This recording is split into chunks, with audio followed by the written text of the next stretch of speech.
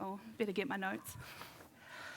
Oh, I don't know what it is. I know in my heart that I know most of you and you're all pretty friendly, but as soon as I stand up here, my body betrays me and my voice betrays me and I feel all nervous.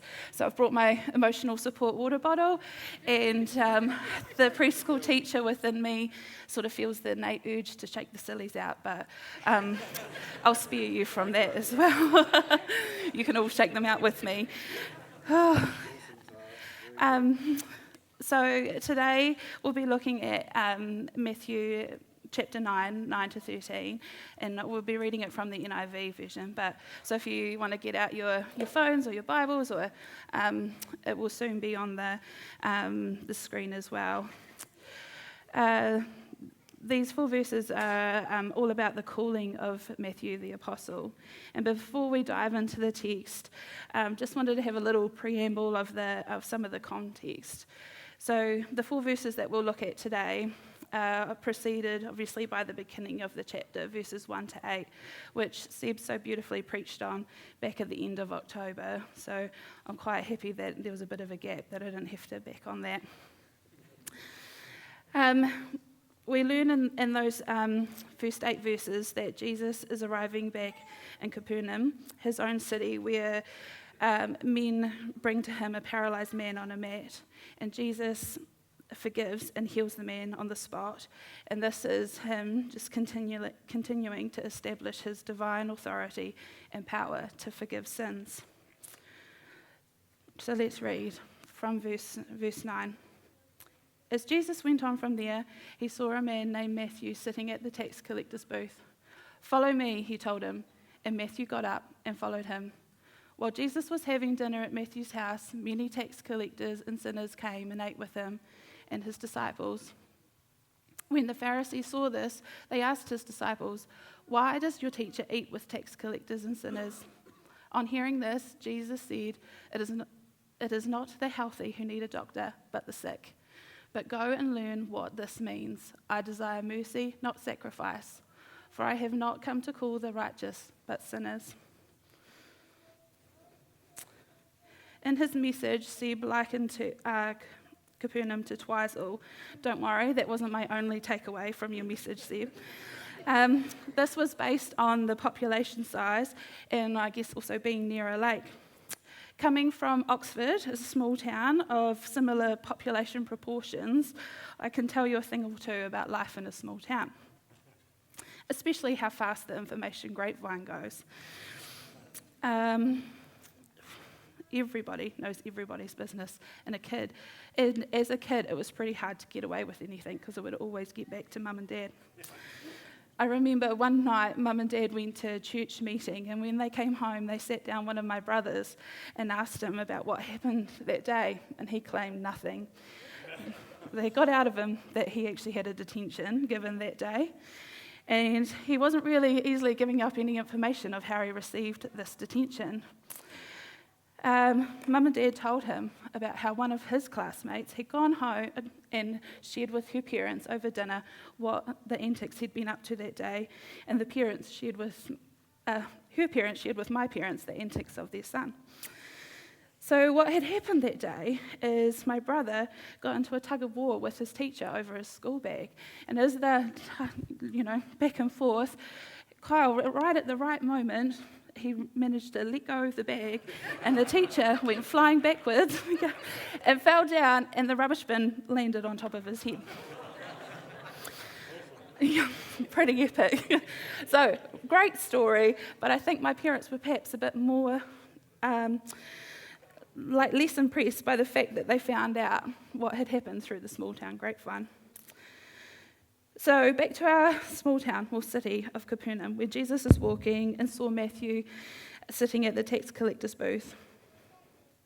It stands within reason, with Capernaum being Jesus' home base, that Matthew already knows who Jesus is, that he knows what Jesus has been up to. He may not know him personally, but he'll know of him. So just like my brother's reputation of being a bit of a scallywag at school preceded him for the rest of his school years, and my poor sister who followed as well, having to sit at the front of the class because of who her brother was, Jesus' reputation of being a teacher, a healer, casting out demons, and forgiving sins would have preceded him. Knowing all this has so far not changed Matthew's heart outwardly, as he is still a tax collector, which the Bible has a few references of to how much tax collectors were despised, as they were often spoken about hand in hand with sinners, Gentiles, or just with people who'd been ostracized. Tax collectors were people who were working on behalf of Rome, which meant they were traitors. They were working for their oppressors, working to enrich their coffers rather than fighting against them. To make money as a tax collector, you had to add a little bit to the top of the taxes that you were collecting so that you could skim it off and keep that for yourself. Zacchaeus in Luke 19:8 mentions cheating people on taxes. You didn't just apply for the job to become a tax collector, you had to bid to become a tax collector. So wealthy Jews were bidding for the position, paying for the position of becoming a tax collector. So essentially, to me, this is a bit of a red flag to a greedy heart, as these people are bidding to pay for the right to take money off their fellow countrymen to add to their own wealth. We don't know much about Matthew at this point other than what his job is, which perhaps speaks volumes to what his character may be like. He may be greedy or selfish, dishonest, manipulative, perhaps even lonely because he's being ostracized from the rest of his Jewish community. Maybe he even has a bit of self-loathing for what he's done or doing. Like I say, we don't know this for a fact. I'm just making some reading between the lines assumptions here.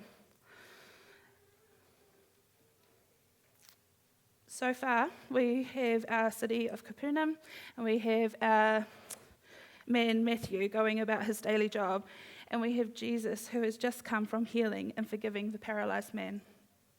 I'll just read verse 9 again. As Jesus went on from there, he saw a man named Matthew sitting at the tax collector's booth. "Follow me," he told him. And Matthew got up and followed him. Jesus saw a man named Matthew. For such a little word, it actually packs a lot of punch. The Greek word for this text, in the text for saw, and I know I'm going to butcher this, so I'm sorry, but I think it's pronounced horao, which means to see, to perceive, to attend to, discern. It is often used in the text with metaphorical meaning, to see with the mind, to see with an inward spiritual perception. Jesus didn't just walk past Matthew or come across him, he saw him. He could see who he was. He could see who he was, he could see who he could be. And Jesus attended to that by saying to him, "Follow me." As Charles Spurgeon says, Matthew's call was sublimely simple. I love that word, sublimely. Matthew's call was sublimely simple. Few were the words, clear was the direction, personal was the address, and royal was the command. Follow me. Simply said, but so much conveyed. Follow me says, I see you. The you of now and the you of who you can be. It speaks mercy. It speaks grace. It speaks forgiveness. As it commands him to step out of one lifestyle and welcome him into another. So Matthew answered by getting up and following him. In Luke's account, in chapter 5, verse 29, Luke says that Matthew left everything. Not just simply getting up and following him, but he left everything. So we'll just, I need water, not emotional support. I think I'm going okay. From verse 10, let's pick up there. We see that Matthew is celebrating this transformation by inviting Jesus over to dinner in his house. Luke again embellishes on Matthew's humble account. Luke's saying that Matthew didn't just have him to dinner, but he held a great banquet for Jesus at his house. So Jesus here is honouring his new master, his new teacher, his new friend by hosting a banquet for him to which tax collectors and sinners came to as well.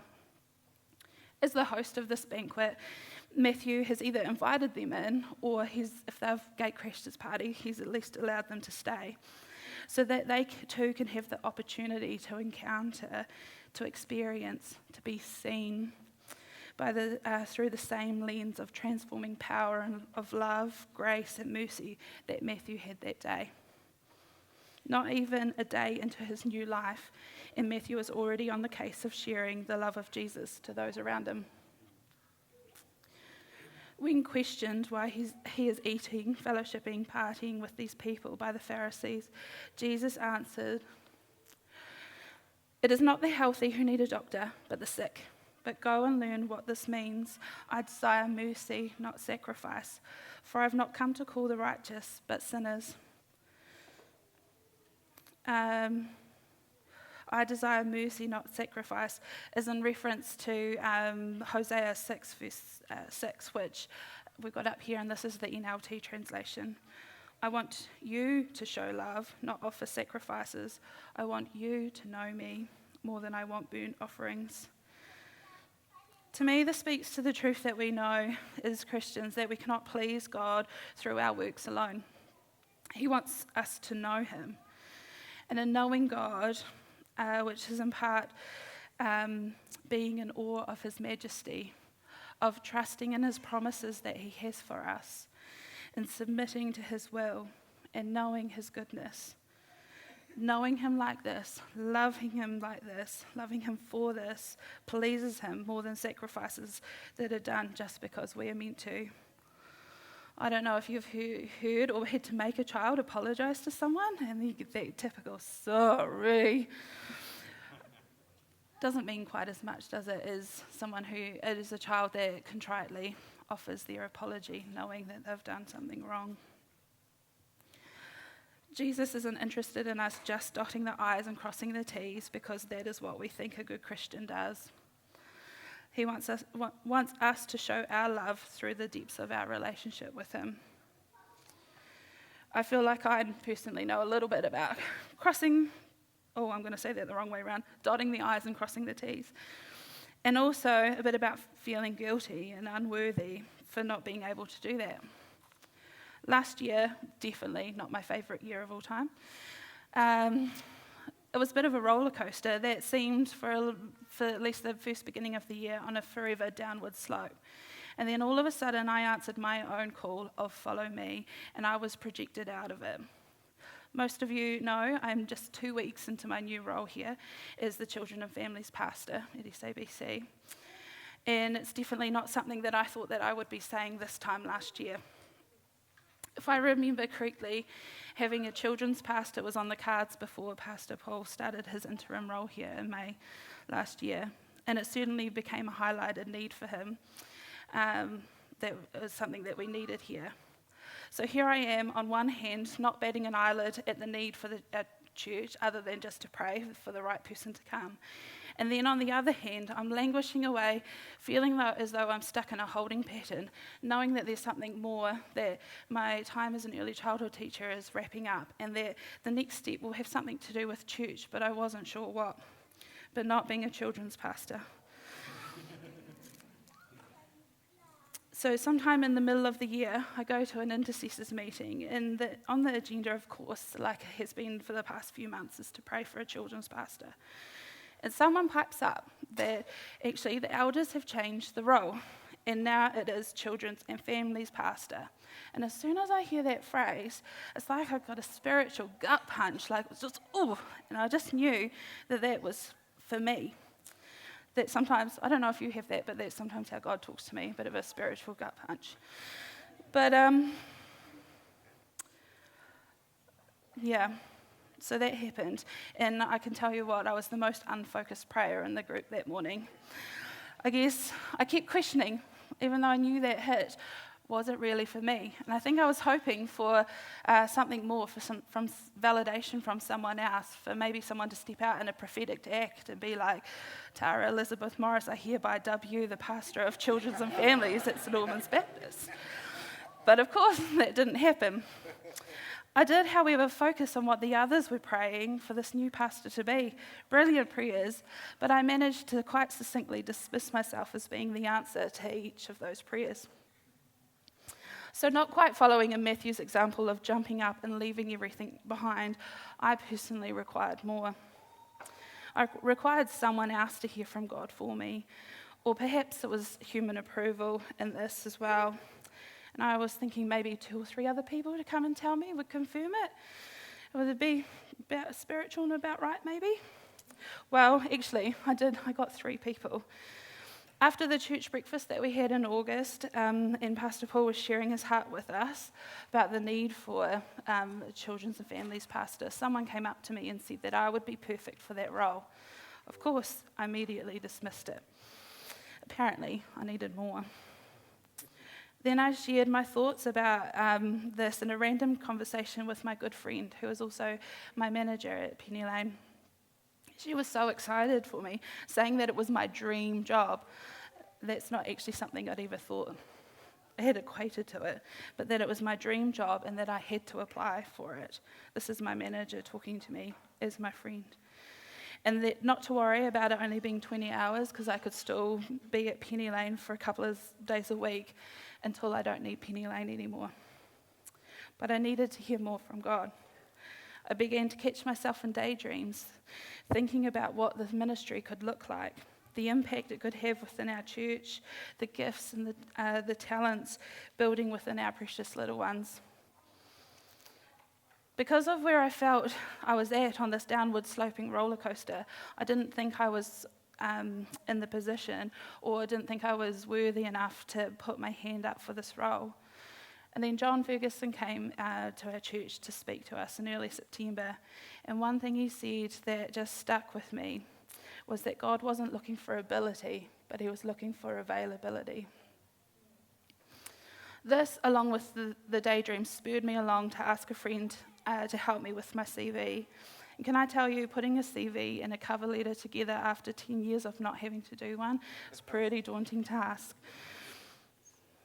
The more that we patiently got through matching the skills of what I have in my current job to the job description, the more excited I got, because it wasn't not just the obvious skills of being good with children, but there were other skills that jumped out as well that married up to what I could be in this role. But apparently I still needed more, and I sat on that CV for a couple of days. This was during the week of prayer and fasting that we had specifically for the children's and pastors role. Children and family pastor role. I went to the final prayer meeting that week and one of my friends at work was asking me what I was up to that evening, and I said what I was doing. And her response was the third person that I needed. T, that's your dream job. Tell me you're applying for it. That's your dream job. You have to apply. Then, just to hammer it home, I'd been recalling the time that I did this Fire Starters course probably 5 or 6 years ago with Robert and Pastor John out. And both John and Robert on separate nights had a word for me that I had a set of keys that would unlock doors for many people. And as I was reminiscing on this word, I was sort of thinking like, has that happened? How has that happened? How can I steward this word? And why is it fresh in my memory after 5 or 6 years? At that prayer meeting, the final prayer that was prayed was that God would send along a person with a set of keys that would unlock doors for the children and families within our church. Chills, right? The next day, application sent off. I got all what I needed to follow Jesus. That weekend, I decided to drive out to see my parents in Oxford. And as I switched the radio off from the crew chats that were going on and found the sweet voice of Brooke Fraser singing Hosanna, it flowed into a bit of, I guess, free worship, where she was singing, and I won't sing for you, don't worry. Let us run with perseverance.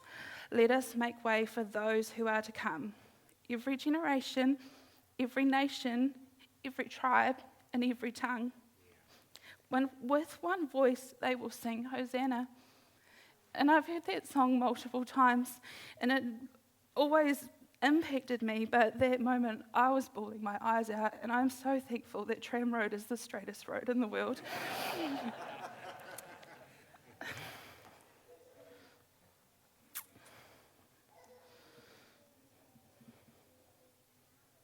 I was invested now. There was another spiritual gut punch.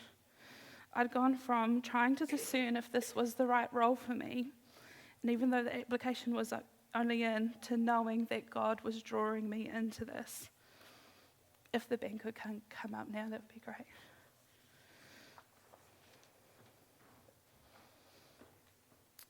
Matthew's response to follow me was a lot swifter than what my response obviously was. And I'm sure amongst us here, there are varying degrees of us deciphering of what God is saying to us in the response to his call of follow me. Maybe it's follow me into his kingdom for the first time. Maybe it's follow me into the dream that he's been placing on your heart for a long time. Maybe it's follow me into completely something new.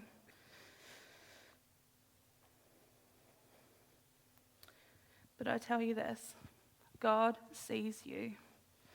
Not just who you are, not just who you were, but also who you can be through his redemptive love.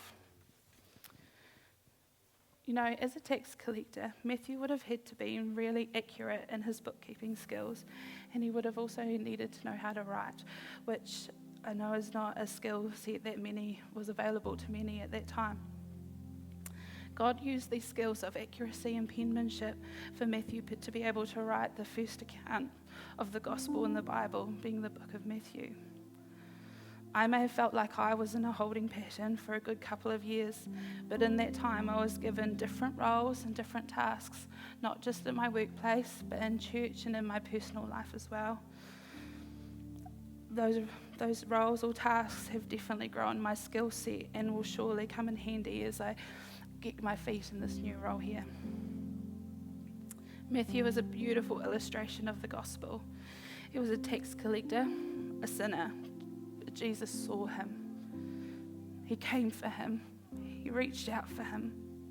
He said, "Follow me," not despite his past, but because of it.